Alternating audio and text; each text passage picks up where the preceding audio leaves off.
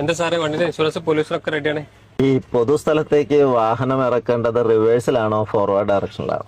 സാറേ ഇത് ഫ്രണ്ട് ഇങ്ങനെ കയറ്റി വെച്ചിപ്പോട് നമ്മള് ഇതെന്ന് പറയുന്നത് നമ്മുടെ ഒരു പബ്ലിക് സ്പേസ് ആണ്. ഇപ്പൊ ഞാൻ ഈ വാഹനമായിട്ട് വരുന്നത് നിങ്ങൾ കണ്ടിയാണോ?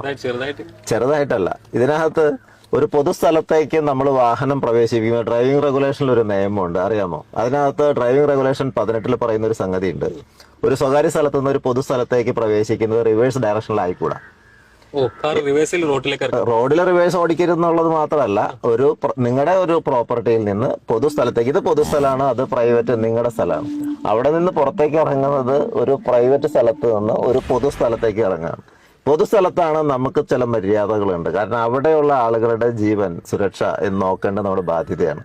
അപ്പോൾ നമ്മൾ എന്താ ചെയ്യേണ്ടിയിരുന്നത്? വാഹനം കയറ്റിയിടുന്ന സമയത്ത് നമുക്ക് റിവേഴ്സിൽ അങ്ങോട്ട് കയറ്റിയിടണമായിരുന്നു. അപ്പൊ റിവേഴ്സിൽ നിങ്ങളുടെ സ്ഥലത്തേക്ക് കയറ്റുന്നതിന് കുഴപ്പമില്ല. പക്ഷെ അപ്പൊ നിങ്ങൾക്ക് എടുക്കുമ്പോൾ ഫ്രണ്ട് എടുക്കാമായിരുന്നു. മാത്രമല്ല, നിങ്ങൾ റോഡിലേക്ക് കയറുന്ന സമയത്ത് നിങ്ങൾക്ക് ഈ റോഡിൽ കൂടെ വാഹനങ്ങൾ വളരെ കൃത്യമായിട്ട് കണ്ട് നോക്കിയെടുക്കാം. റിവേഴ്സ് എടുത്താൽ നിങ്ങൾ ഈ വാഹനം ഒന്നും കാണൂല. നിങ്ങൾ പ്രവേശിക്കുന്നത് വരെ റോഡിലേക്ക് വാഹനം റിവേഴ്സിൽ വരും. ലെങ്ത് കുറവാണെന്നുള്ളതല്ലല്ലോ, ഇതൊരു ഇടുങ്ങിയ റോഡാണല്ലേ.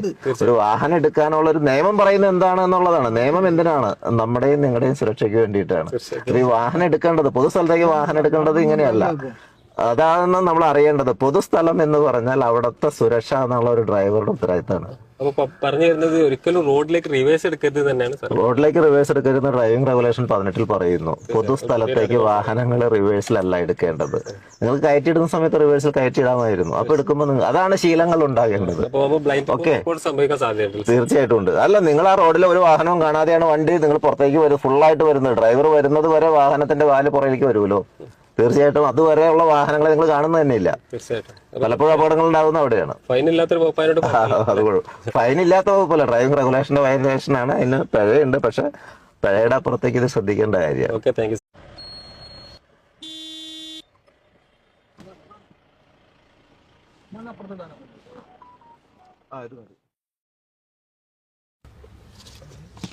എന്താ സാറേ വണ്ടിയുടെ ഇൻഷുറൻസ് പോലീസിനൊക്കെ റെഡിയാണ്.